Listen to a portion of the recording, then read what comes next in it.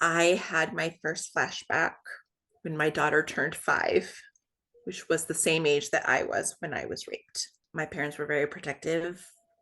The only people that watched me were like my aunts, my grandma. I was raped by, he was 18. He worked on our farm.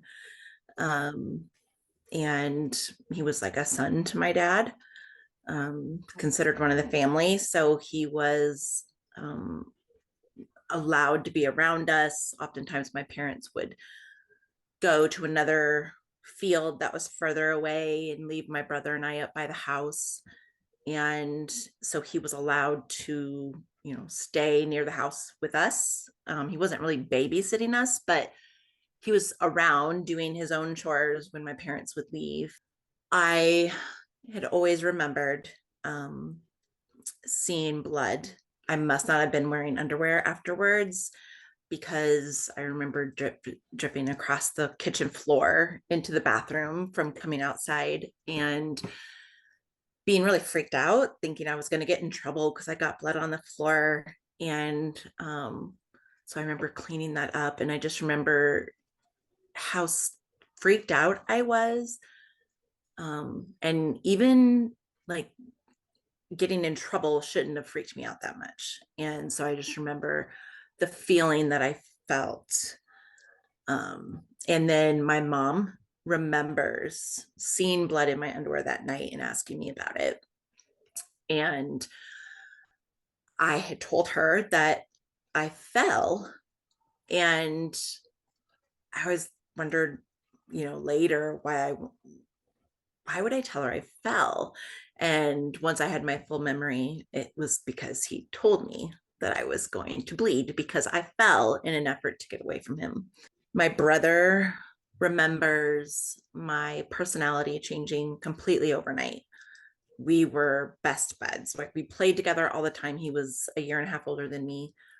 And all I remember was he didn't want to play with me anymore. And it was really heartbreaking. But he said he didn't want to play with me anymore because my personality has changed. He's like, what happened to my sweet little sister? I had some pretty classic symptoms as a child: acting out, play acting, knowledge, and like a weird interest in sex. I knew things I shouldn't have known when I remembered. I had to rebuild my faith from the ground up for several months. I couldn't be in church anymore. I couldn't listen to music, and music is where I met God, and I couldn't be on the worship team anymore. I was so angry and so confused. And in some very real ways, God spoke to me that day and showed me he was there. He wasn't sitting on his hands. He wasn't just watching it happen like some passive observer. And that was the first time I came to realize that I didn't need to feel foolish for the fact that I couldn't remember. And I saw this disassociation that the brain does when something brutal happens to you as a child. I saw it as a gift for the first time, that it was this amazing thing that the brain can do in order to help a child survive. I remember God showing me how he'd moved my face away. I couldn't stand to look at him, listen to him during it. And it was almost like God showed me he moved my face, look to the side, don't watch it. And I just focused on another object. It was actually a hay bale. And I just stared at it and went to another place. And it helped protect me. I can't imagine dealing with those memories. And as a 5-year-old, I did need to remember, I think, to fully heal.